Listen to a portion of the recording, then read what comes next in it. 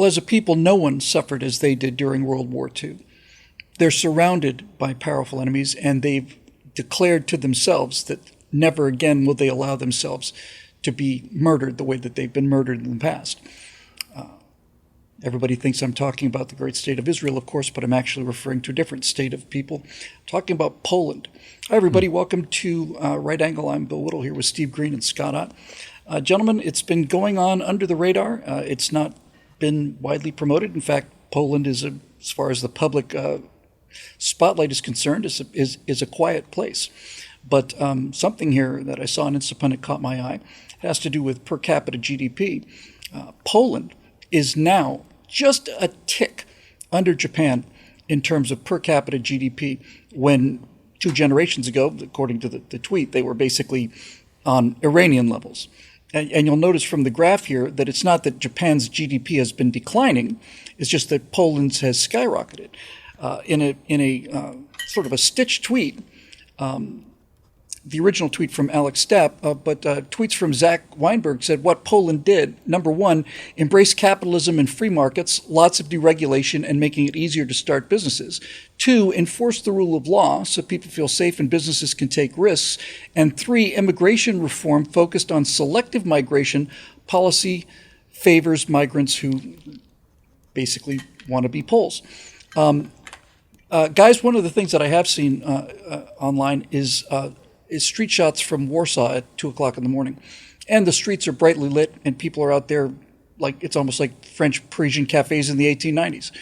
They've essentially got no crime, and they don't have no-go areas where Muslim immigrants have created separate nation states within the state, as they have in Britain and France and in Germany and so on.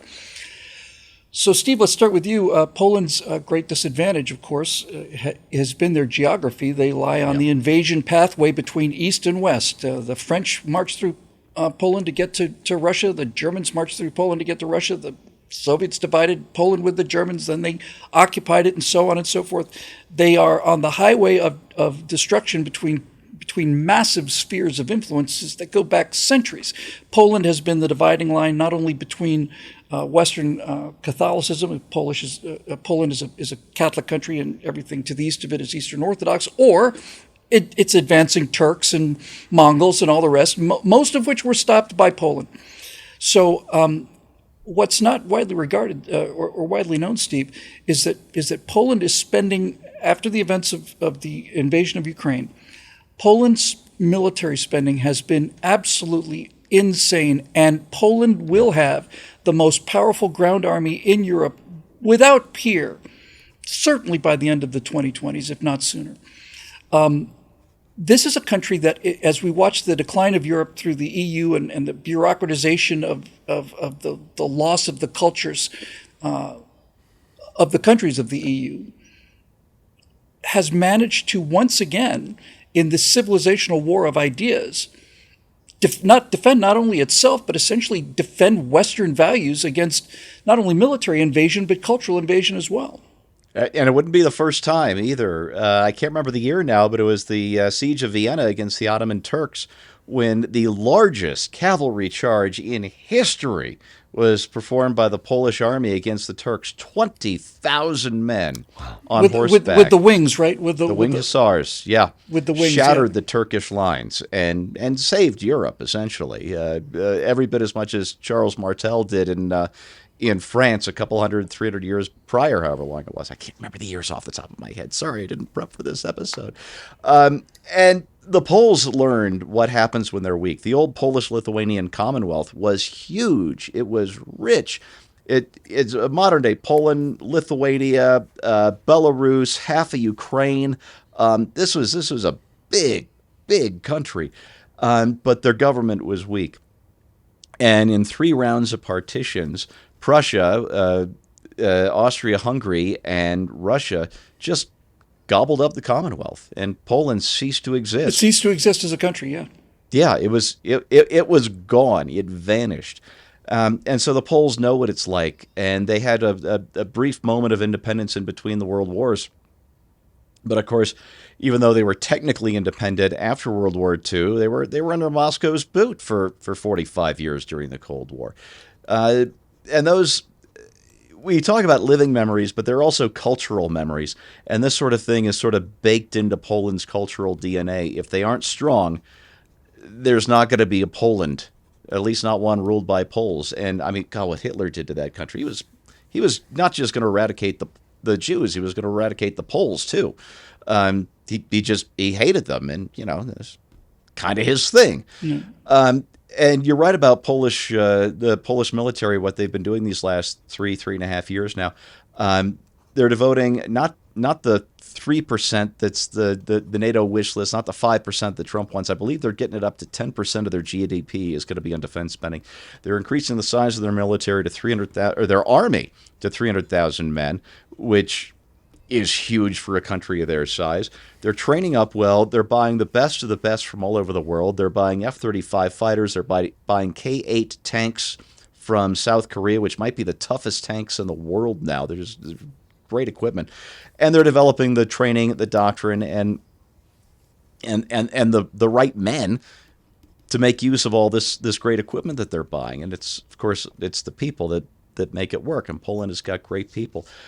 Because they're looking at Russia gobbling up bits of Georgia, gobbling up big bits of Ukraine, eyeing the Baltic states. And Poland had thought for these last 20 years that as a member of NATO, that was the protection, all the protection they needed. Well, they look behind them. Germany's going to back them up. France is going to back them up. Great Britain. These countries, these are the biggest countries in Europe. They don't have militaries, anything worth mentioning anymore. During the Cold War, the British Army of the Rhine, 50,000 men strong, stood watch in West Germany for 45 years. They were a serious outfit. France withdrew from NATO, but they were still strong. West Germany, fewer people than United Germany has today, had 12 heavy divisions on call, if I remember correctly, plus a mountain division and an airborne division, and another territorial force of 450,000 men. They were serious. Germany doesn't have a military today that could throw a parade. It's just a sad joke. Poland knows they're on their own, and they're taking it seriously, and if anybody's going to save the West again, it might be these guys. Save Europe anyway. They've got a superb air force as well. Yeah. It's their navy that they're weakening. But that might have something to do with the fact that it's a landlocked country. Scott, the murder of the Jews in World War II, a great many of those Jews were also Poles. Yeah. And a large number were Hungarians. Virtually all of the death camps were in Poland. Auschwitz is in Poland, Treblinka, Sobibor. So they took that beating. And then they had to live under Soviet domination and that gray nightmare for another 40 years after that. But your segment this week on Right Angle is about the Iranian regime and how fragile it is at the moment and how ripe it is for overthrow. And I mentioned that it reminded me of the Soviet Union, but I can remember this personally, not just from having done the Cold War series. The cracks that brought down the Soviet Union all originated in Poland.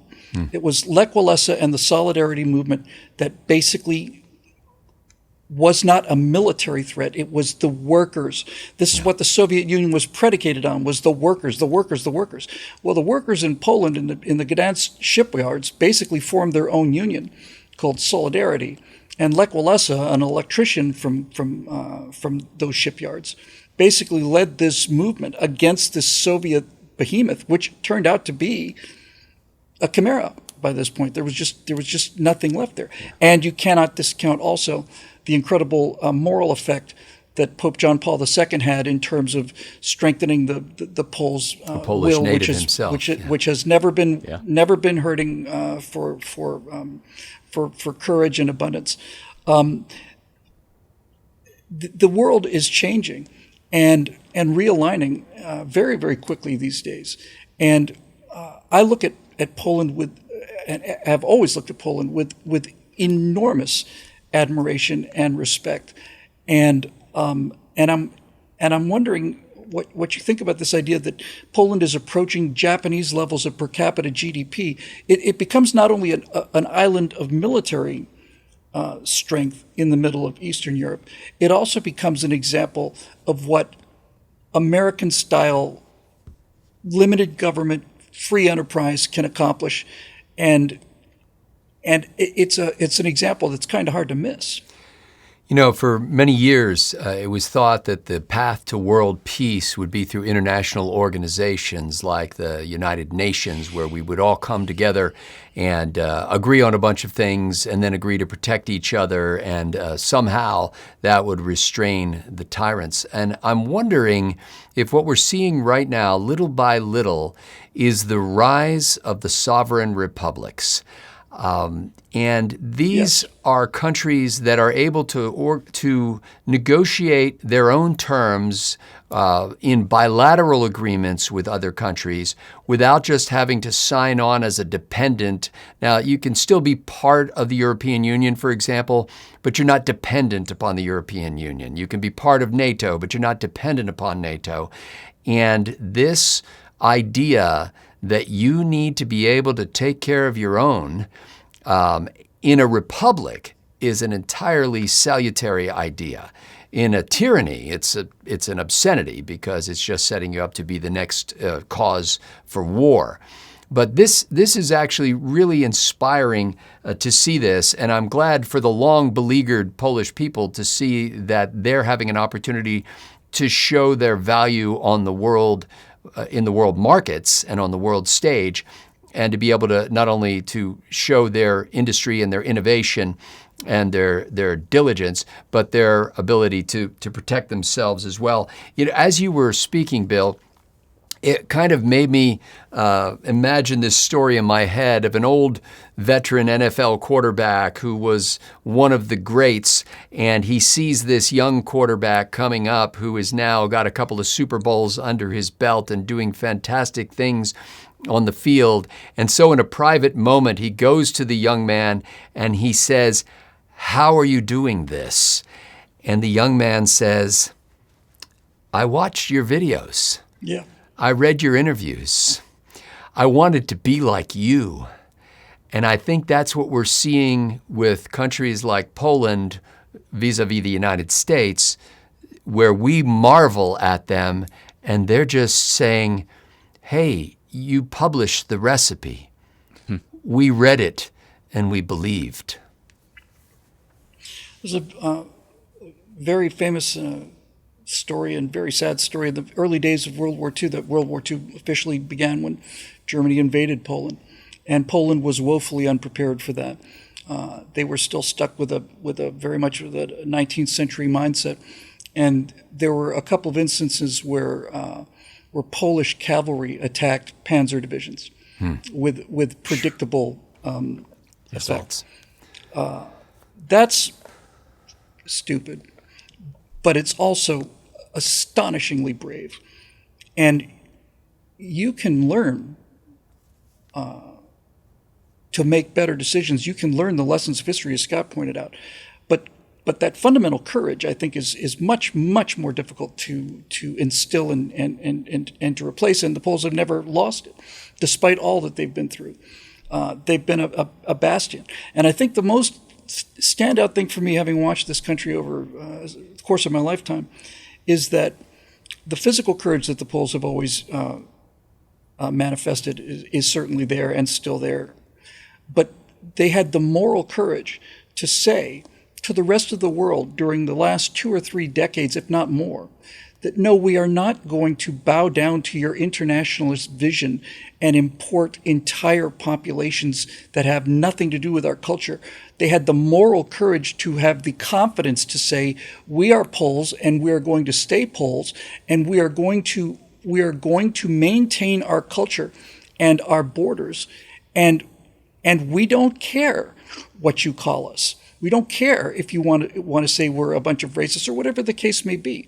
They had the confidence in themselves to maintain that culture. I think the election of Donald Trump in 2024 sent a signal to many people around the world that the impossible could actually happen, that the people of a country could actually rise up and take it back from this bureaucratic, internationalist bloodless, gutless, colorless, bureaucratic superstate, and reclaim their sense of self. And Poland didn't need much help with that, but there's a lot of other countries out there that do.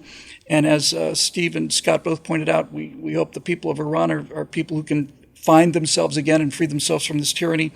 And my admiration for Poland continues to grow as every year goes by. I wish them nothing but the success. And the main reason I wanted to do this particular segment was of all of the unsung heroes in the world as countries, Poland could certainly use a few more songs about it because they certainly deserve it. For Steve Green and Scott Ott, I'm Bill Whittle. Thanks for joining us. We'll see you next time here on Right Angle.